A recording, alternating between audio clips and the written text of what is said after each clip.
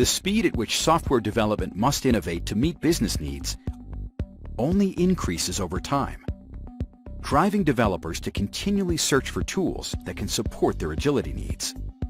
Today, developing cloud-native applications in public clouds is fueling the digital transformation of the enterprise. IT organizations must adapt to stay relevant and support the constantly evolving needs of developers for new development tools and frameworks, while ensuring enterprise requirements for DevOps practices. Many companies have started to embrace hybrid and multiple public clouds as the best approach to service delivery in this new reality. VMware's unique digital foundation supports this transition by enabling adoption of powerful technologies, such as containers and services like infrastructure as code, increasingly employed by developers and SREs. VMware helps IT and cloud admins make developers more productive and meet enterprise requirements by delivering consistent operations across hybrid and multi-cloud environments. vRealize Suite, the industry-leading cloud management platform, enables cloud choice for IT and development teams, while maintaining agility, control, efficiency, and choice. No matter what development practices or technologies developers use, IT teams can confidently support them across hybrid and multi-cloud scenarios with VMware's vRealize Suite. vRealize Suite operates on an integrated portfolio of 3 core capabilities. Application operations enables developers and DevOps teams to release code faster and more frequently. Programmable provisioning helps developers to work autonomously while IT maintains governance. Self-driving operations helps IT run operations hands-off and hassle-free. vRealize Suite promotes developer productivity in the modern digital enterprise by enabling IT to support the emerging technologies and services of hybrid and multi-cloud environments. To learn more about vRealize Suite, visit vmware.com/products/vRealize-suite.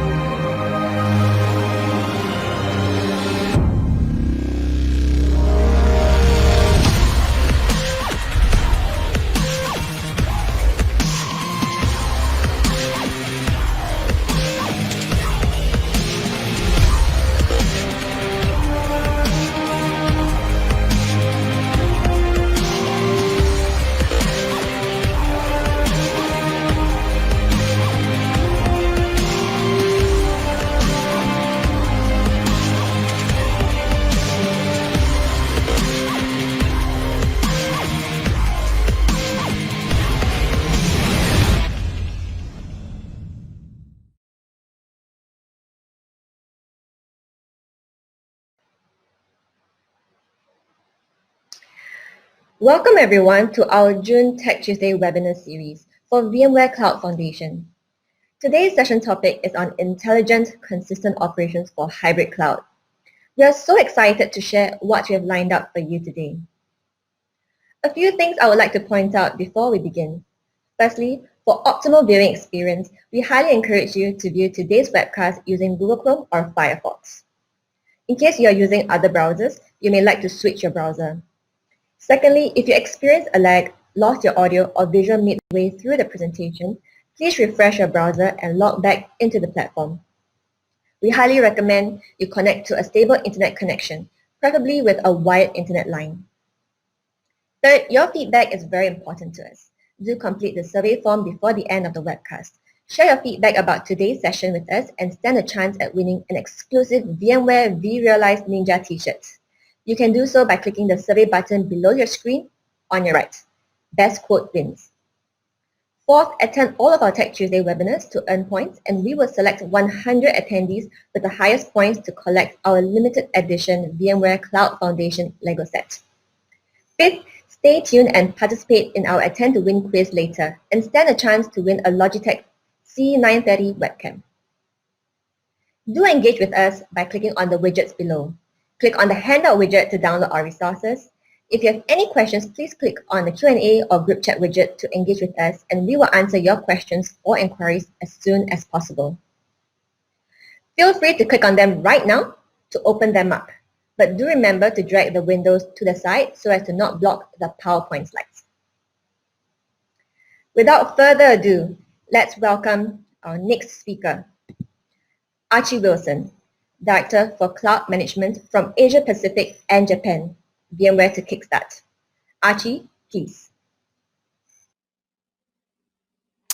Thank you very much for that introduction. Look, as you can see, I'm a lot older than I am in that photograph, so I need to update my photo clearly. But thank you very much for the opportunity to take some time today.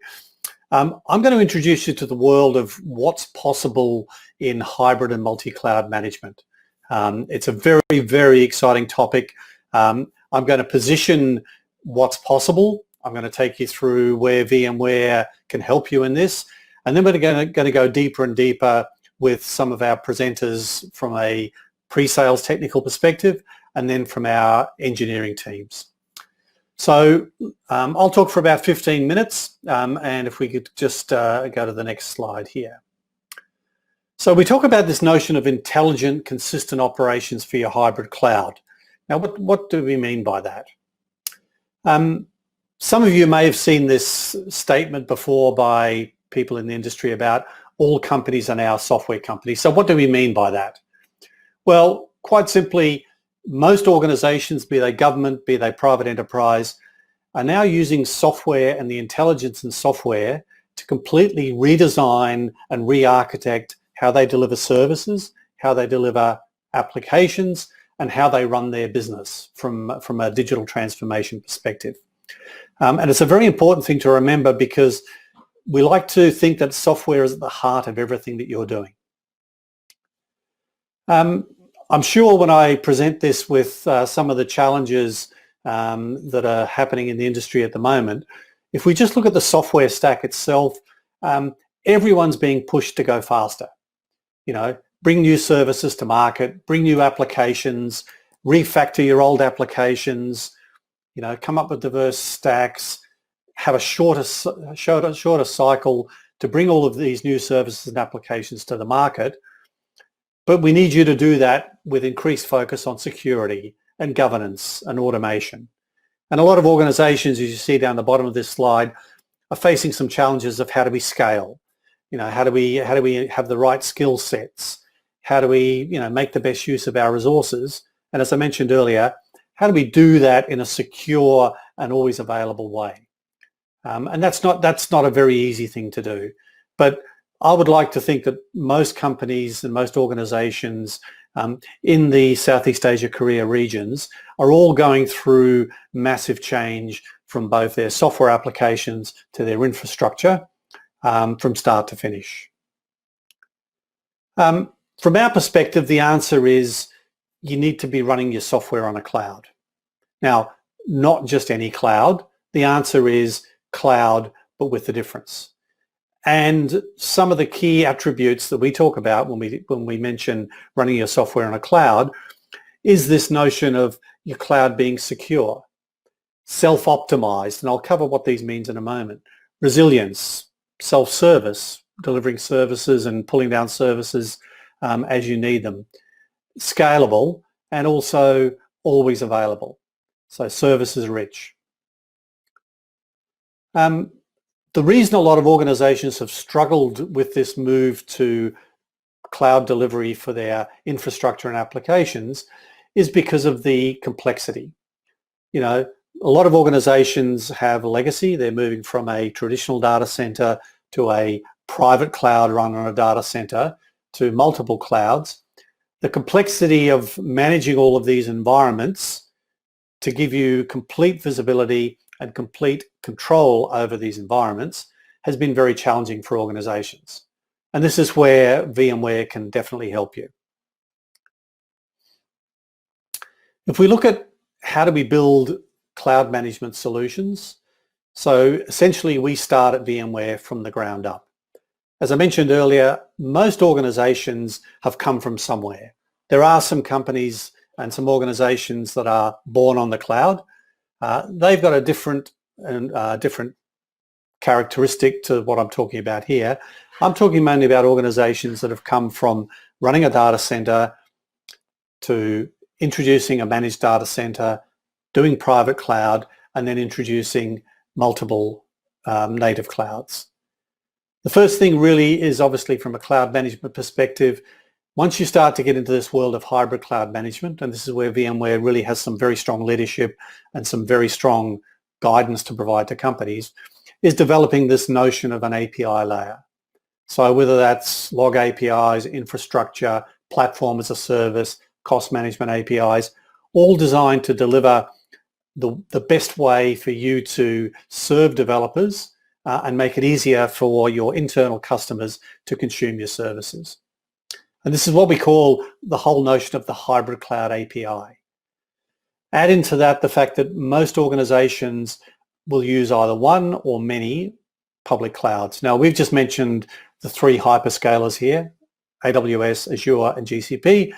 Many organizations in Southeast Asia and Korea are using other public clouds aside from these two. But let's just sit with these for an example.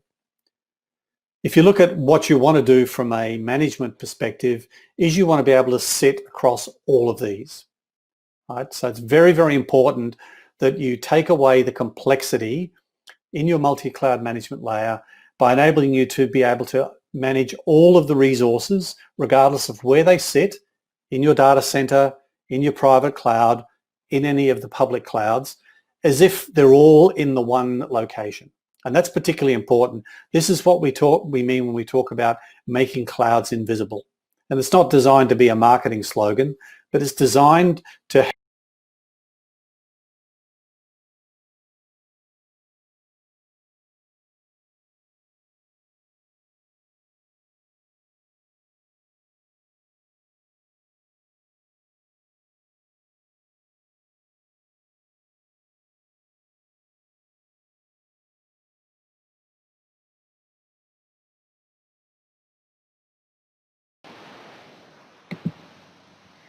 Hi everyone, apologies for that. We are currently facing a technical issue.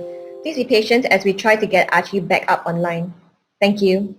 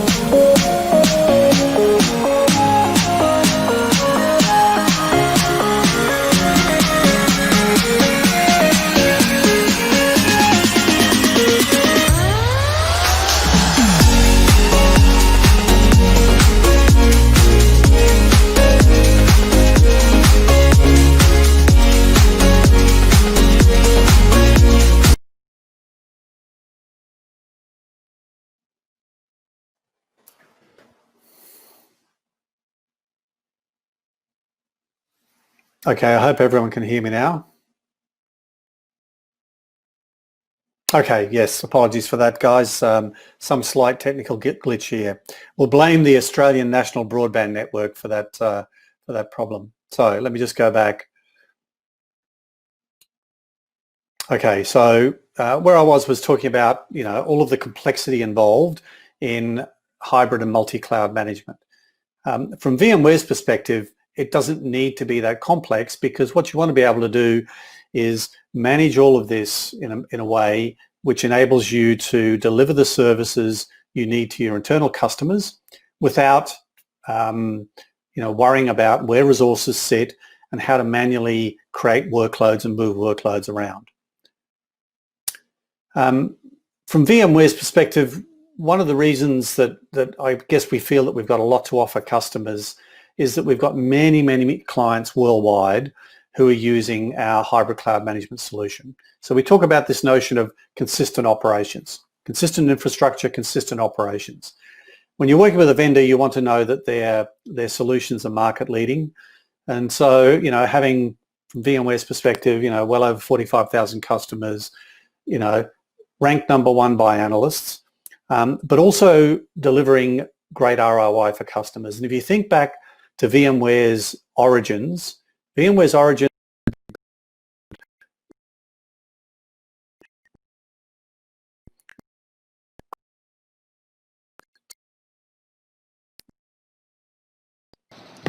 they go with our solutions. So if I look at... Hi Archie, apologies to interrupt you there. Could you repeat your last two sentences because you just dropped again? Thank you. Certainly. All right, let me do this one more time. So from VMware's perspective, if you think about where VMware started 20 years ago, a little over 20 years ago now, it's been in delivering, high value solutions to our customers. A modest investment in VMware technology to deliver a very high return on investment. And that's what's helped us deliver a great reputation in the market. Now, we're not just resting on that reputation. We're continuing to innovate, particularly as we've seen the industry move from traditional data center to this new world of hybrid cloud management.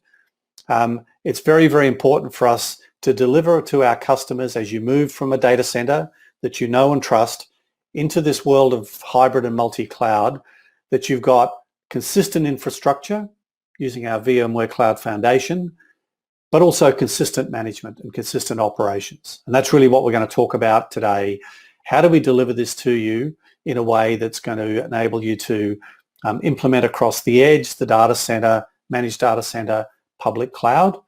And how can we do this in what we call a driverless way, where it requires far less resources for you to manage your environment. And we can also automate that environment so that you can then make sure that your resources are focused on delivering resources and services at the front end of your business to support new services, developers, etc. Now, just if I go to my last slide here, if you look at what we've been doing in VMware, many of you know the vRealize suite as a traditional on-prem solution set, from automation, operations, log insight, and network insight. Where we've taken the platform is to deliver this in this multi-cloud world, so you can consume our management platform as SaaS or subscription. So very soon in Singapore, we'll be opening our vRealize Automation Data Center, which will mean that using our SaaS vRealize cloud solutions, you can actually do that knowing that the data that you generate is sitting in a data center in this location. But the same thing for all of our solutions. You can consume them as both on-premise or SaaS across all of the range of our portfolio. And going forward into the second half of this year, as customers, you'll be able to consume them in a flexible licensing model. So there's some very important and exciting news coming up very soon about how organizations can move between on-prem and SaaS and do that in a seamless way that means that you don't have to worry about license compliance as you're migrating from a traditional data center to private and public cloud.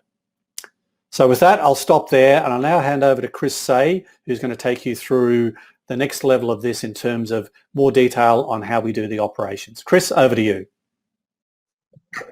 Hey, thank you, Archie. Just a test, can you guys hear me? All right. Okay, cool.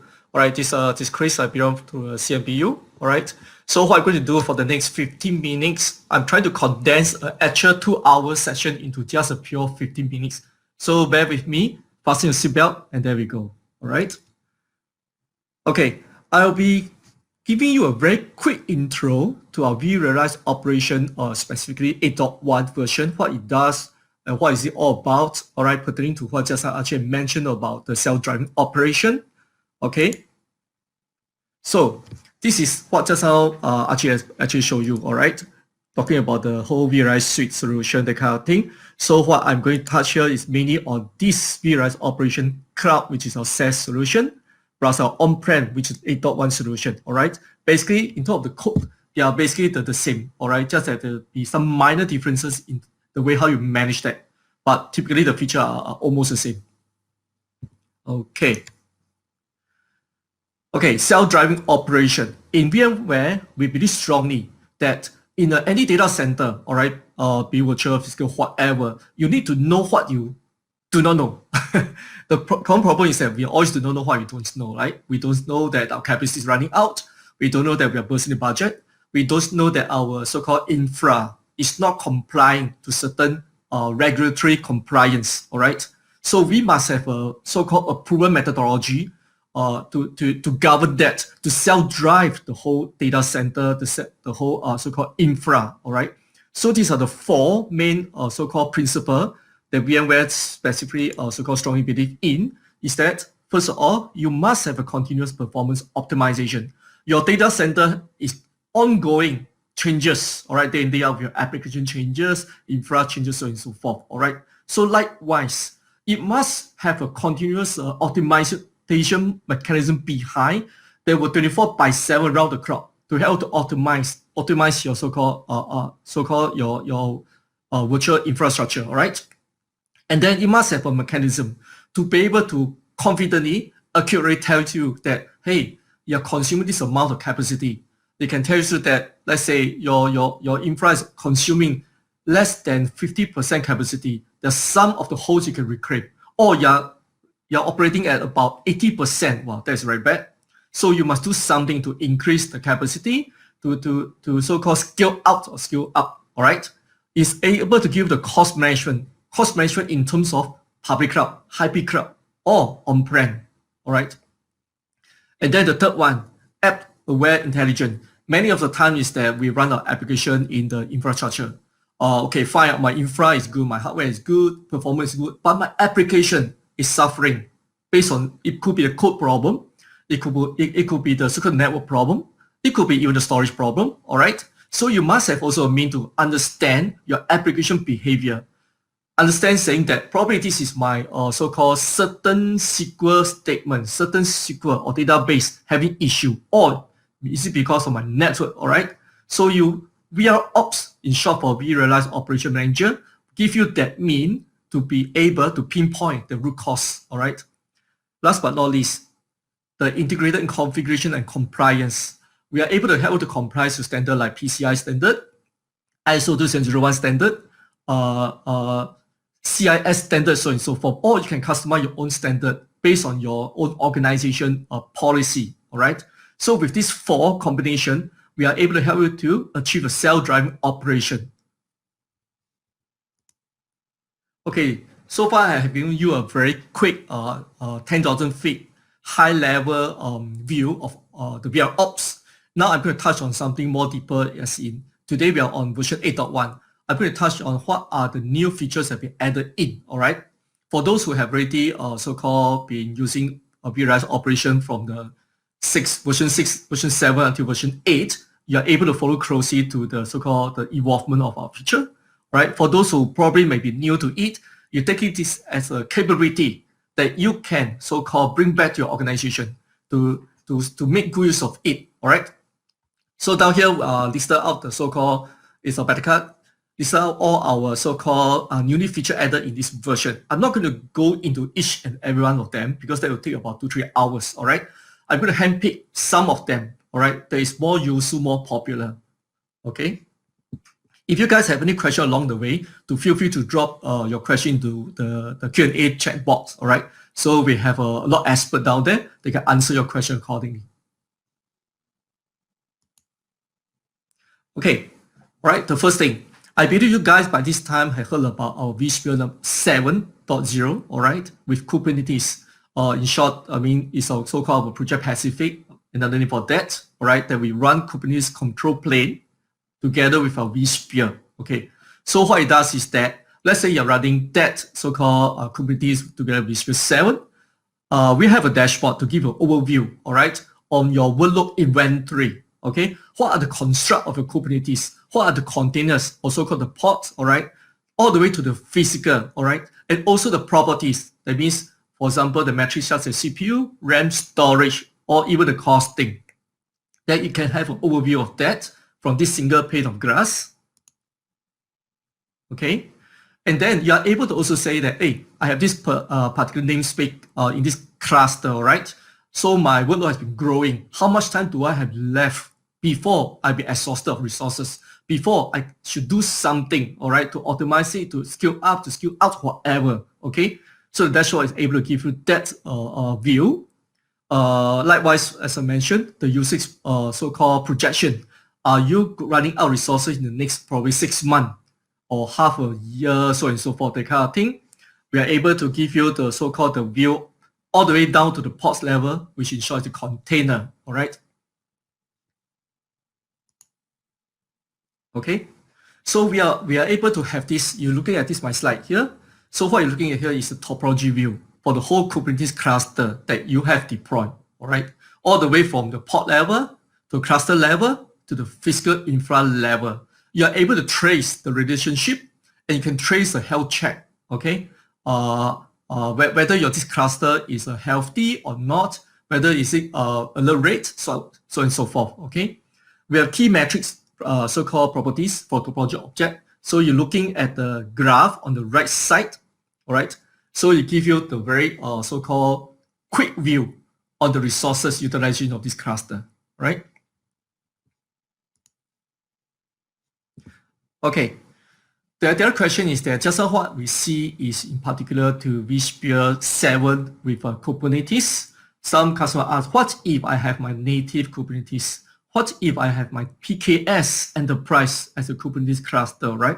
Can VR Ops able to help me to manage that? Yes, answer yes. We have this thing called the container management pack, right? That you can install easily into VR Ops 8.1 to manage your native or so-called open source Kubernetes or your PKS so-called enterprise cluster. So likewise, you give your so-called single pane of view on the resources utilization and even the costing. Okay, so one of the very powerful features of 8.1 is that we can integrate with VRNI, which is another product in our vRealize suite of solution.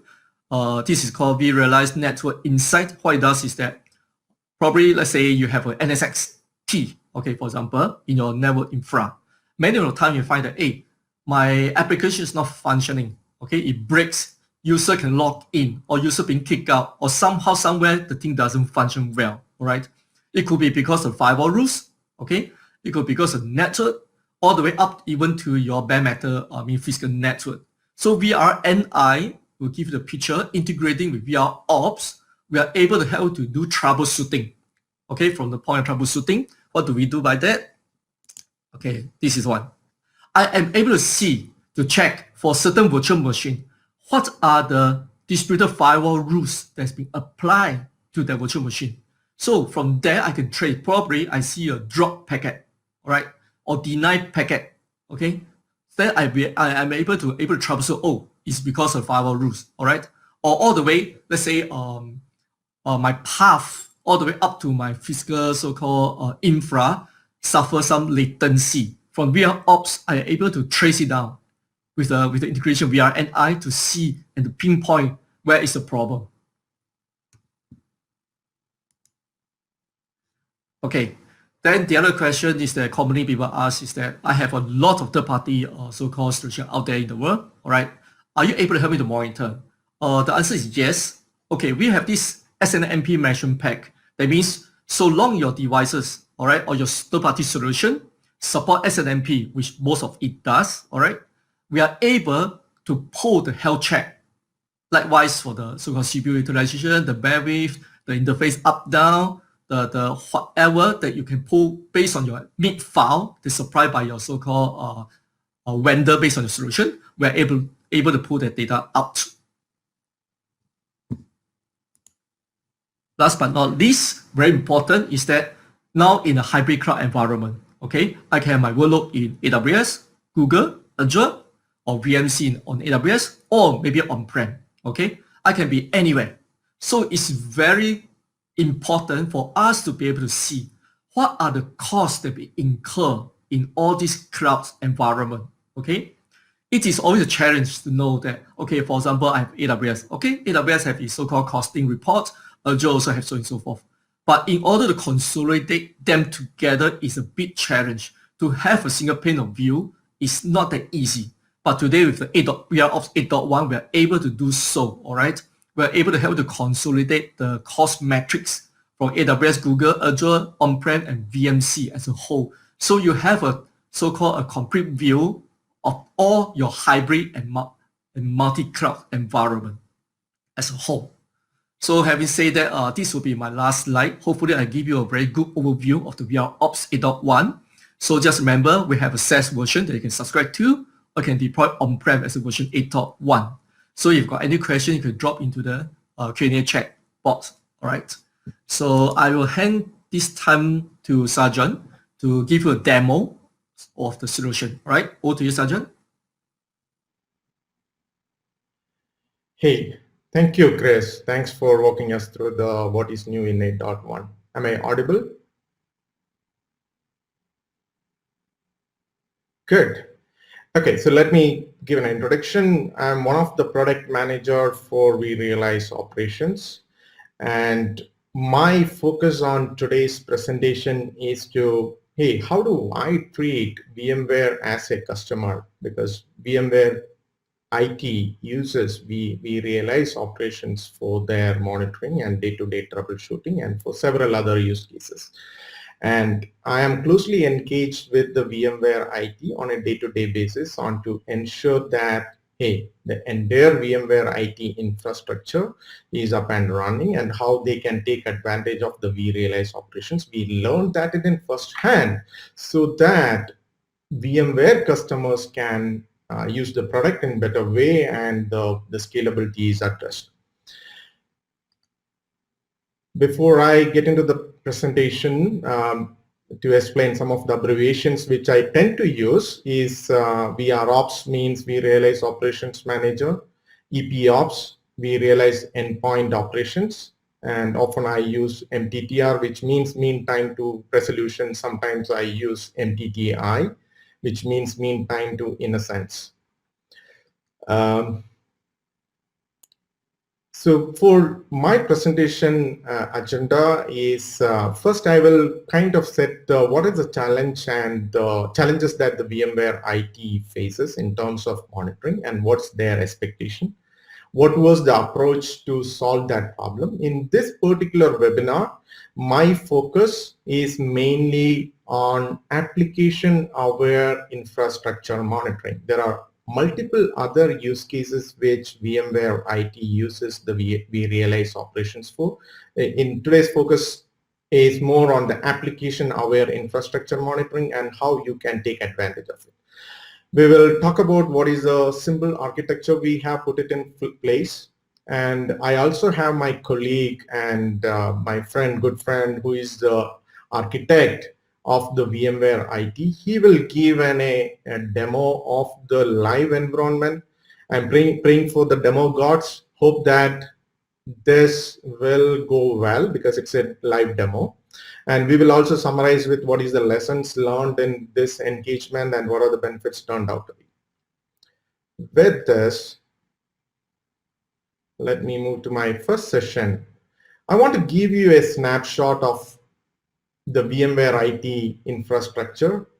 This kind of a snapshot which we took it as of August, as latest as August 2019. VMware consists of 125 offices and 8 data centers.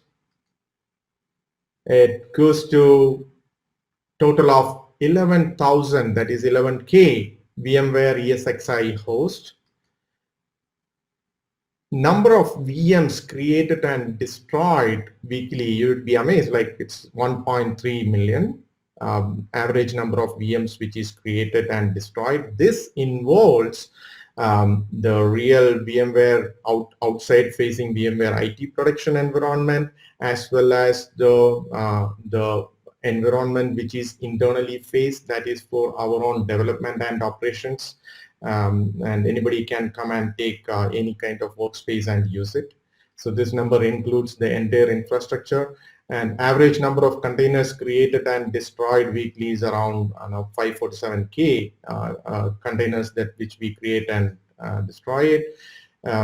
We use NSX heavily, basically to ensure that the apps are micro-segmented using VMware NSX. 10 production apps. So VMware IT is also taking advantage of the VMware Cloud on AWS. Already the 10 production apps are moved into VMware Cloud on AWS, and you can see that what is the amount of the raw storage which is happening in the vSAN. And that explains that is my challenge as a product manager for vRealize operations.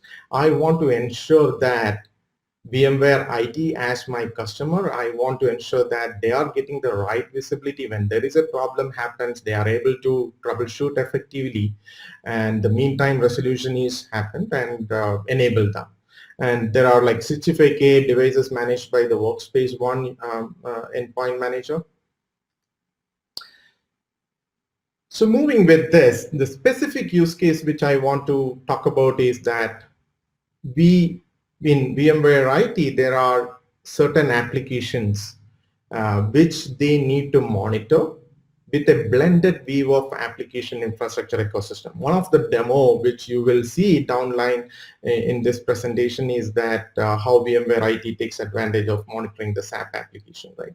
But along with there are other applications, and their primary challenge is that I want to see this along with my infrastructure ecosystem. Also improved user experience, identify risk before end users get affected. How can I do certain things proactively, right? And how VROps can help it. So couple of the expectations that set by especially Ravi and his team is that, hey, when I monitor, I want to also go to the breadth and to the depth, right? When I say I want to see the infrastructure monitoring, but I also want to traverse through different virtual layers and the operating system KPIs. So that is the depth I want to go in. Meanwhile, I also need to understand, hey, what is my data center? Where is it belong to? Which are the hosts? And what is the relationship around that? So further down, I also want to drill down of the application process and what are the services in that and what are the pods. And there should be a mechanism to group based on business application. For example, if they want to monitor the SAP, then it means that, hey, what that application boundary means.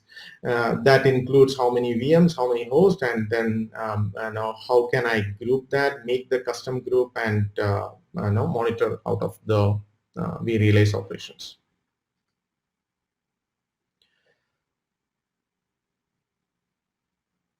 So let's look at, hey, what was the approach here, and what are the features that when VMware really kind of evaluated this as a product, vRealize operations, to make us the platform for their application aware monitoring. Hey, what are the primary things that put forward and what they attracted? So why vRealize operations? vRealize operations, from a monitoring and troubleshooting, apart from the awesome features and functions that vRealize operations has, a couple of key features that really help them is a dynamic threshold monitoring. That means if you take a metric and you want to monitor it, it is not just a monitor. You click on that and you say that, hey, I want to enable the dynamic threshold. It will automatically draw the threshold based on the current data as well as your historical data. And that kind of ability, it is automatic, and it is able to do the anomaly detection, saying that, hey, why this metric has suddenly gone up, and then bring in that relationship to the troubleshooting workbench. If any of you have looked at the latest vRealize operations, and it has some, when you get into the debugging mode or the troubleshooting mode, you can launch to the troubleshooting workbench. From there, you should be able to figure out what are your anomalous metrics around it. And this helps along with the anomaly detection, dynamic thresholds, and the AI kind of features which is embedded in the product is the troubleshooting workbench. Identify an issue. You can identify an issue before even it becomes critical. So there is some proactive piece, then there is some reactive piece which really helps them. And then you will see how a custom visualization and presentation of the KPI metric data example, how VMware IT creates the SAP dashboard when they want to really monitor, and which will ensure that a high-level view of what is the health of the SAP application which is running it. And then vRealize operations enables to help you to create those custom dashboard and fine tune and bring in your own metric, and you can take advantage of the super metrics to build your own key performance indicators around it. And of course, based on the combinational logical based alert grouping, these are the which help them. Providing your performance and availability analytics in the virtualized layer, right? Is my infrastructure performing? Is it my infrastructure available? And provide the analytics around it. And along with that advantage of logical grouping, there are two ways you can do the logical grouping: by taking care of the custom groups in the vRealize operations, or you go to the application part, and where you could define, hey, what is your application? Is it a multi-tier application or single tier? And you can add the VMs into that. Along with this, what I want to also highlight is one of the integration which Chris has spoke about is the vRealize network insight, and we are making that integration tighter so that whatever the application which is defined in the vRealize network insight, that will be also brought can be brought into the VROps, so that can avoid, like, you don't need to really again define those applications. It's not, but that's where the integration of the vRealize network is going towards.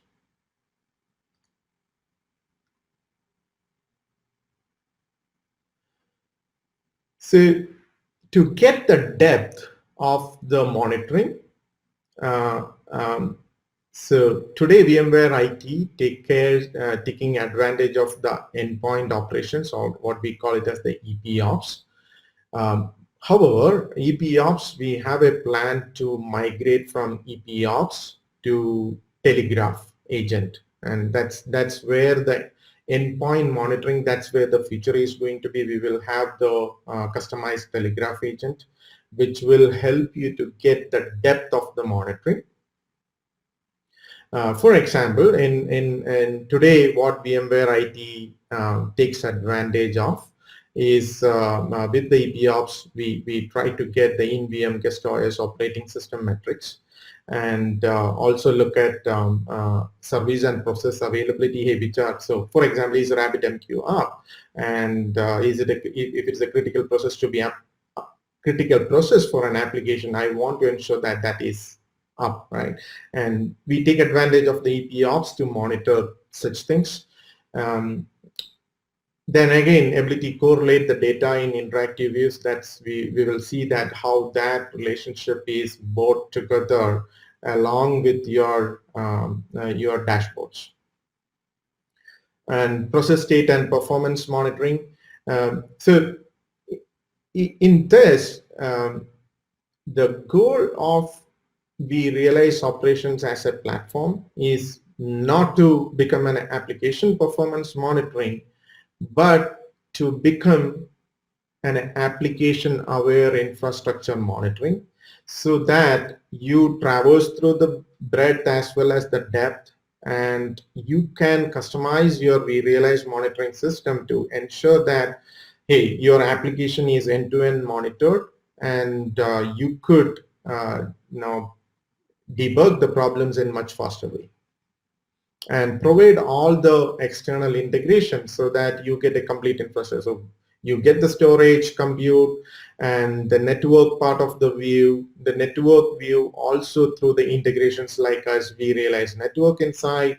You could take advantage of the SNMP management pack if you want to specifically monitor, hey, I want to monitor all the top of the rack. It depends on your use case, how you want to take advantage of all of those things and then bring in. And we will show in the VMware IT, it is very specific, is to bring the monitoring capability from a compute to compute and the storage and with the application, and they wanted to see it.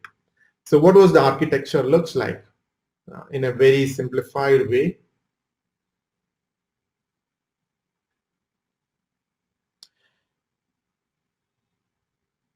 Okay. So from an architecture point of view, right sizing of the VROps is very important, right? And it depends on what is the infrastructure we want to monitor. In this particular instance, which we are using to monitor external applications and the internal applications, there are, I think, 15 vCenters, 15 or roughly 15 vCenters. And depending on amount of the metrics which is coming in, we right size the VROps cluster and each VMs and identify the VMs which are running for the certain applications and make sure that the EPOps agents are installed, right? And collect the metrics and now everything fed to the vRops cluster, and then relook at it, the entire flow to ensure that right dashboards are developed and you are able to monitor your applications as you require. So that's the simple architecture or the architecture flow that we follow to get into this. With this, I will hand it over to Ravi. Ravi, if you could come online and demo.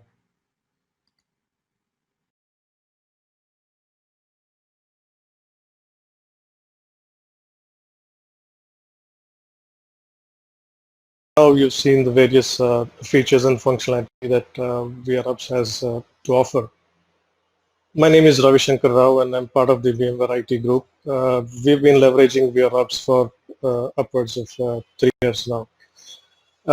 Before we actually get into the demo, I'd like to just give a quick overview of the challenges we faced as an IT org. So one of the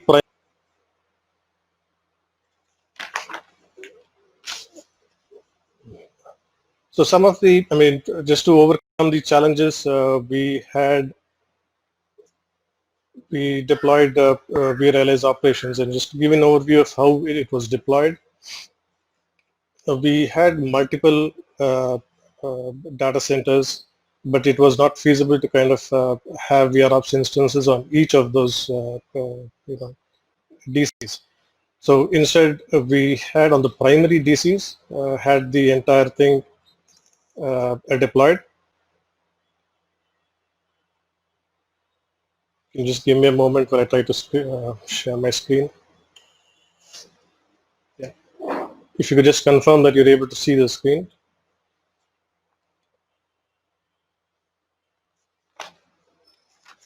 Yeah. So having, let me just repeat, having multiple data centers, it wasn't ideal to kind of have a vRops instance sitting in every data center. So instead, we decided to lay it out on the primary data centers. So we have 2-node vRops instance set up on the primary data center, and all the remaining data centers we have what we call remote collected pairs set up across the DCs. So as long as the latency between the master and data nodes as well as the remote collectors is less than over 200 milliseconds, we can ensure that all metrics from the remote DCs can be fed into the central cluster. Integrating with the virtual infrastructure is pretty straightforward with vRops. We just plug in the vCenter adapter and we have all the... Hi, Archie. Yeah, right now we're not seeing the demo screen. We are actually looking at the shared screen for your presentation console. So yeah, it'd be great if you can switch it. Sorry. Thank you. Sure. Just give me a minute.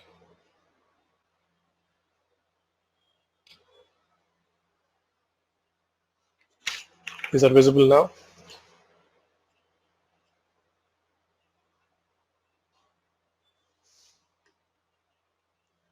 Okay. Sorry about that. So the virtual infra, we were able to plug in through using the vCenter adapter, and all the virtual infrastructure, including the hosts, the virtual machines, etc., were in. Apart from the virtual infra, we also wanted the OS level metrics. We needed to monitor the processes and services that are running on the individual VMs. So for that, we installed EPOps agents on the majority of the VMs. So overall, vRealize provided us the much needed simplicity in integrating with the virtual infra, while also helping us to scale out. Without much ado, let's move on to the live demo. I'll just give you a quick overview of the vRealize UI for those of you who haven't seen it. It's pretty user-friendly, split across 5 different tabs: home, dashboards, alerts, environment, and administration. For today's demo, we'll focus on the 3 tabs: the dashboards, alerts, and the environment tab. What you're looking at now is one of the critical dashboards that the application support team, the SAP application support team, constantly refers to. So the dashboard was built with inputs provided from the SAP team. And what they were essentially looking for was an overview of the application as a whole, as well as the components that make up SAP. So on the first widget, what we did was we grouped all the smaller components within SAP. For example, the BobJ component or the HANA component or the BODS component. These were grouped, and then a hierarchy was created to give you the entire view of the underlying components that kind of support SAP as a whole. So this gives a quick view, especially for management and executives, to say, yes, SAP is healthy as a whole. We would also be able to pinpoint and say if a particular component within SAP is non-optimal or unhealthy. Fortunately, unfortunately, all of them are green. But if, let's say, one of them was unhealthy, it would either turn amber or yellow. And if I happen to click on that, the adjoining widget would show me the object relationship. So the way we built this dashboard is to make it interactive. Apart from the executive and the management being able to view it, we'd also want the support teams or the operational teams to kind of drill down and see where the issue was. So let's just say randomly we pick another object. Let's assume that it was unhealthy and it was showing a below 100% score. The next widget would automatically display all components that support this sub-function. For example, what you see here is the name of the group itself, the BobJ group. And we can see here that there are 10 objects, 10 Linux OS machines under that. And we have a whole bunch of processes as well. So let's kind of expand one of them.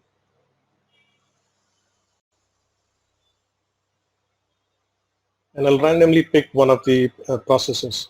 Now, as you see, when I selected the process, the below widget refreshed. So I will be able to see now metrics related to that particular process. Again, like in the previous widget, if the service or the Linux OS is unhealthy, the indicator would turn either amber or yellow. So let's just group them back in. Let's look at what kind of metrics a Linux VM would show. So I'll randomly pick one of the VMs. You see the metric pick or fresh here. And within these metrics, I can see metrics related to, for example, file system stats, what the capacity use percentages. I could also see compute in terms of CPU utilization, the amount of swap being used. So a lot of metrics pertaining to the object that I've selected would then show up here. So let's go back and look at another process.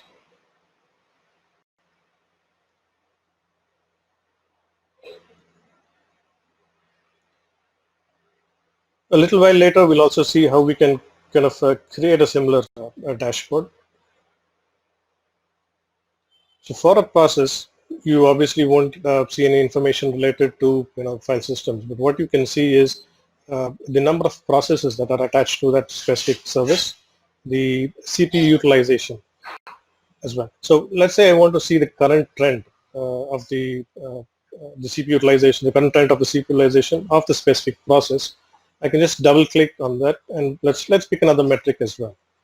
So I pick two metrics, and the metric chart below automatically populates, and it shows me the trend of how much CPU the specific process or service is utilizing, also the number of processes that are attached. Now this is in real time, but let's say I want to see a trend over a longer period. So in vRealize gives you the option to kind of move the time window all the way back to 90 days, 6 weeks. So let's say for the last 1 week, I want to see the trend. And I select 7 days as the time window, hit go, and it shows me the trend over the last 7 days. So the last 7 days trend is displayed over here. Now also in this widget we have a nice nifty little button that says anomalies. Now let's click on that and see what it does. What anomalies does is actually highlights any anomalous behavior that has occurred in the past. Now the peaks that I see, orange dots, I could actually zoom in to one of them to see during the duration if there was any anomalous behavior. So while this may not be spot on accurate, it gives a fair idea as to capture kind of anomalous behavior of a particular service, or let's say the CPU utilization, the memory utilization suddenly peaks or drops. That would be captured and highlighted over here.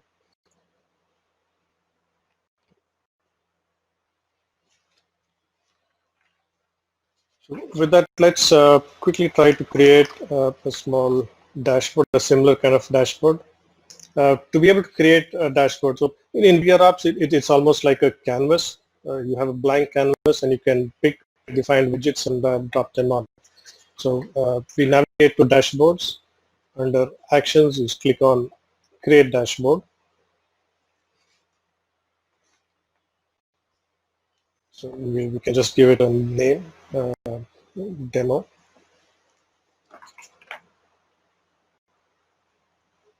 So like you saw in the previous demo, we have the scoreboard health widget. So we will drop that onto the canvas over here. We also have something called an object and relation widget. We pick that and drop it over here. Now what we need is, if you see the references that needs to be edited, this is a self-provider in the sense that this needs to get its data by itself, this particular widget. So we turn on the self-provider, and the input data, just for this example, we'll pick a few custom groups that were already created in the past. Let's just look at the container. So I'm going to randomly just pick a bunch of containers or custom groups. Let's click on save. So now we have just a handful of SAP custom groups, so the components that make up SAP. Now, when I select a particular group, I need the second widget to show me the relationship. For that, we have the interaction function. Again, very simple to use. The dots that you see here indicates the input or the data, and the exit is what we need to drag. So I just have to drag this arrow and drop it into the input of the object relation. It really couldn't get simpler than that. And once we save it, so once done, the interaction should be available. I select the object, and fortunately for me, it does work. There are a few buttons here that help kind of make the view a little more better. Let me change them back.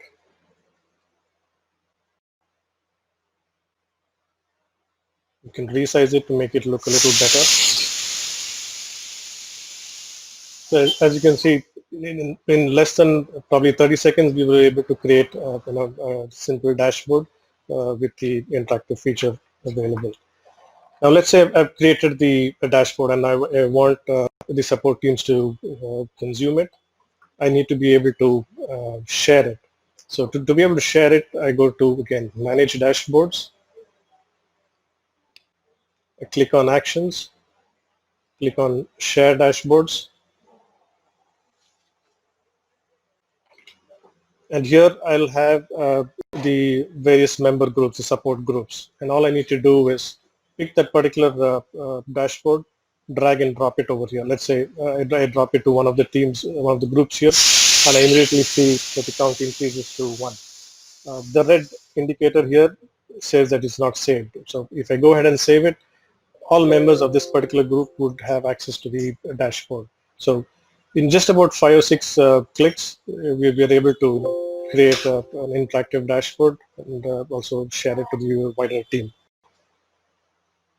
That's about it for the dashboard. I'm going to take a quick time check just to ensure that we are good on time. Perfect.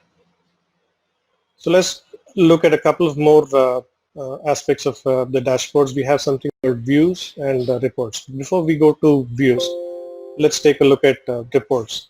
So the SAP team, the exec management specifically, wouldn't want to always log into vRops and kind of see what's the status of the SAP as a whole. What they were looking for was a report that was sent into their inbox.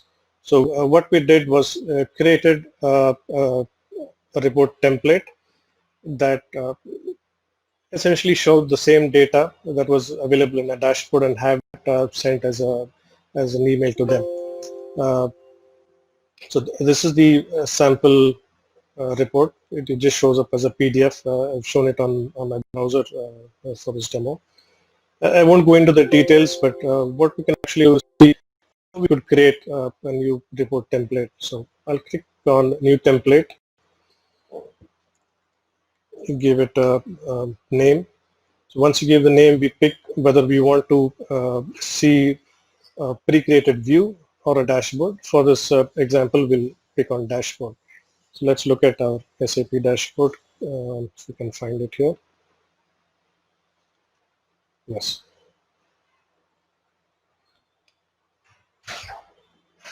So once I pick the dashboard, I can just kind of drop it onto the screen. I can then select whether I want to send this out as a PDF format as well as CSV. But in this particular example, I don't have any CSV data. But if you have certain metrics that you want to also go out as part of the report, it would send a CSV attachment.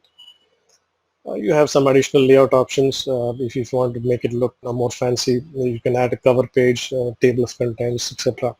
So for this example, all we do is just select the particular dashboard and hit save. Since we already have one readily created, we'll not create a new one. Apart from being able to just create a report template, we can run a report template immediately just by selecting run. It would run and show us the current status. But let's say I want to schedule it instead. So we have a couple of schedules already enabled, but let's look at what the schedule window shows like. So if I want the report to generate, let's say once a day or maybe twice a day, prior to actually generating it, I need to pick the parent object. In this case, we're going to pick the vCenter itself, the parent vCenter. Let's click on next. And here we define the schedule. So you can pick the time zone. What time did you want to actually start sending out the report? The start date, how often, the periodicity or the frequency of the report generation, whether you want it daily, weekly, monthly, and of course the recurrence. Once you do that, you can click on email report and type in your email address. It's as simple as that. And once you save it as per the schedule, it is going to send out reports to the people who intended to. So the last aspect of dashboard is views. Now, out of the box, you already have a whole bunch of dashboards, a whole bunch of metrics that you can view. But for some reason, I want to have a custom view. A custom view could be a specific object that I've ingested into vRops and a specific metric, in which case I'll create a new view. So let's look at what a new view would look like. We'll give it a name again. In the presentation, I can choose how the visualization should look like. Do you want it to be a kind of a distribution, an image, or a list of the metric values that you've selected? Let's go with distribution. It looks a little nice. We'll pick a pie chart. And now we need to pick the subject. The subjects would be, let's look at something interesting under the vCenter adapter. So let's pick the host system. No, actually, let's do this. Linux OS. So under the EPAPS objects, I'm picking the Linux OS object. So what is the data now? Once I select Linux, you notice all the metrics as well as the properties applicable to Linux show up here. Now, if I want to see, let's say, the architecture of all the Linux VMs, and that's what I want to select. I'm going to pick the parent vCenter. In this case, I'll just pick one of the vCenters. Okay, this won't work. I think we'll have to change it back to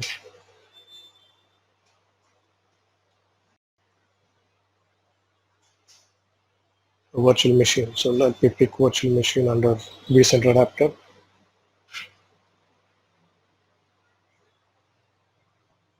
Yeah. Under that, let's pick okay, the guest full name perhaps. This should help, and we go back to picking the parent. So generally, picking the highest element, in this case the vCenter itself, would ensure that you cover pretty much the entire hierarchy. Okay, for some reason it picked, let me try another one.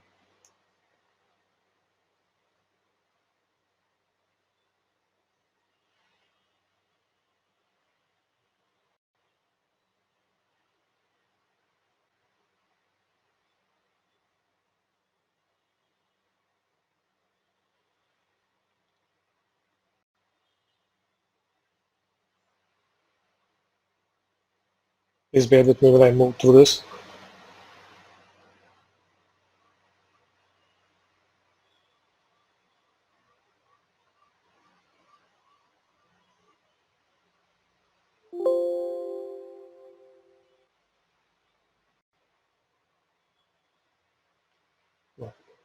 And when I click on once I select the parent and click on refresh, I can now see all the VMs that are part of that particular vCenter, as well as the processor speed of each of them. So I can have this set up as a custom view. I can then create a report using this view.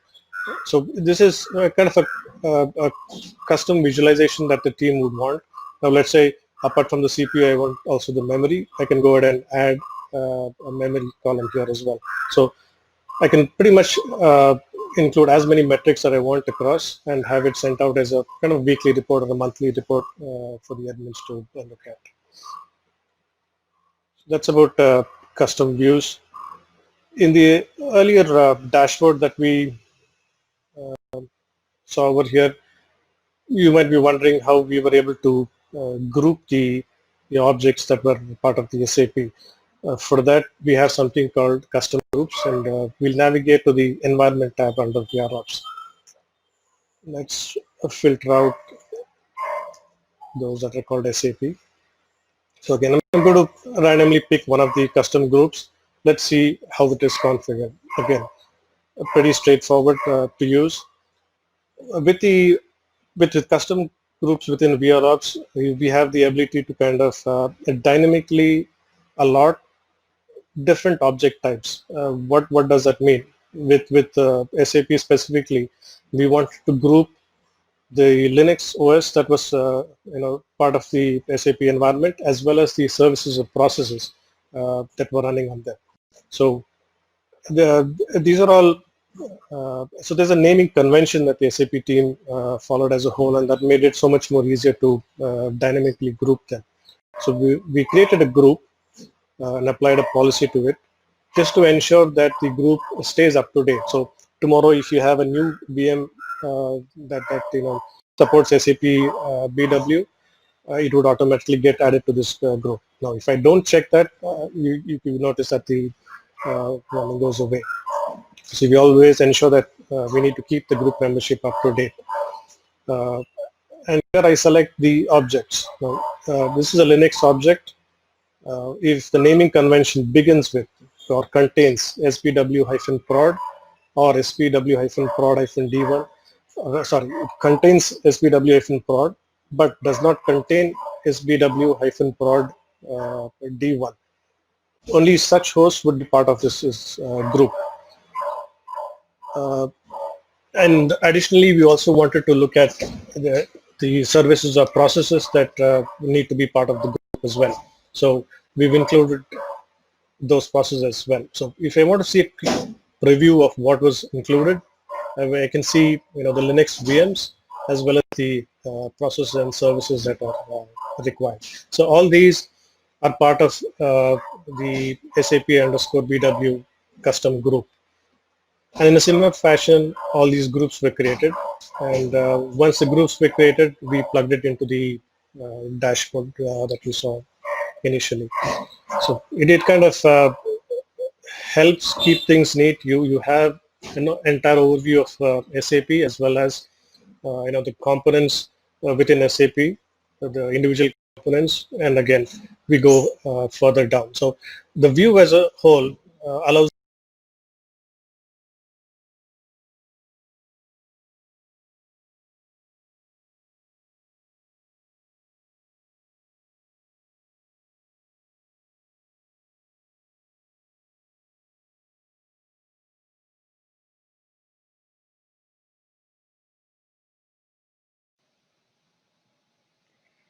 Hi everyone, we seem to be experiencing another technical issue, so we are trying to resolve it as soon as possible. So please be patient, and thank you again for joining us.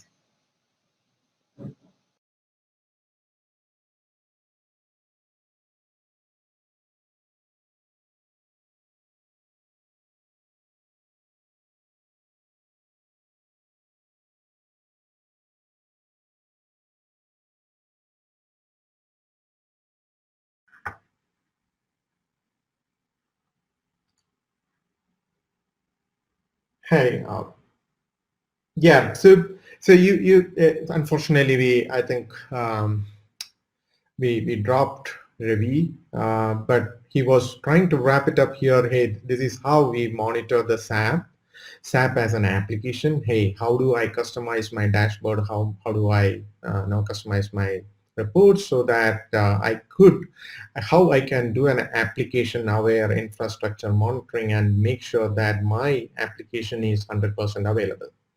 Thanks, Ravi. So probably now let's go to the next set. So I have been told that there is a survey click on the survey widget, and you could you follow the instructions and share your feedback about today's session to stand a chance at winning an exclusive VMware Ninja t-shirt. Ooh, that sounds good. Please fill the survey. So let's try to summarize what we learned from a practitioner point of view. And Ravi, who spoke with you, he is the architect for the vRops and all the tools, in fact, which VMware manages. And it's a lesson learned from this kind of an exercise where we need to do an application aware monitoring. And first is, yes, tune metric configuration per application. That is very important. So what you need to monitor, what metrics that need to be, you need to have. Monitoring of each application should be approached independently, and must not be generalized. So as a architect or a virtual infrastructure administrator, you need to have your two-way conversation with your application owner and decide that, hey, what is the metric that need to be monitored to decide my application is healthy. And of course, you need to plan for the scale. That means that what is the vRops instance need to be cluster based, because EPOps agent or any other agent for say can collect a lot of data and send it to your analytics platform. So make sure vRops is right sized correctly to handle that kind of a data. And of course, once you move across, one challenge that you would face is that bulk installation and configuration of EPOps in the EPOps. And when it comes to the Telegraph, it is VMware managed. But this is some task which you could look at automating so that you are prepared for scale. When there is more application that need to be added to the vRops, you could easily do it. Broad understanding of an application's ecosystem. It's more effort not necessary to master the application, but one needs to have a fair understanding of how the layers integrate required and validate the alerts. And generally that kind of a knowledge you as a tools admin or a virtual infrastructure admin, when you want to enable that application visibility, as I told, you need to have that talk with your application owner and figure out all these things. Again, collaborate more. Multiple discussion with the application team is required to understand the tiers and layers, because they are your consumers. The application owners are your consumers. Makes sense. The dashboard should make sense to the application team. Design accordingly. And Devi has shown how to design a dashboard. So not all metrics might be relevant or required. Filter out the ones the application team does not require.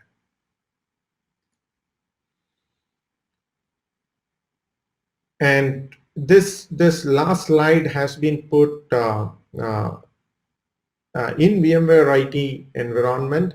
vRealize operations is used also along with the log insight. So if you are using it, this another lessons we learned while integrating is that logs can be overwhelming. Be prudent about what logs you want to forward, and forwarding informational events would quickly fill up your storage. And again, for the log insight, the sizing matters. At the scale of data ingestion, ensure your log insight cluster is right sized. For providing a complete visibility of the infrastructure plus mapping, so we take advantage of vRops plus the log insight to monitor the entire infrastructure. And whitelisting is very important. Your instance could be ingesting events from unwanted non-production device. Ensure you design the layout appropriately. Forward is a seamless way to scale out. And with this, I think I'm pretty much done with my session. Thank you.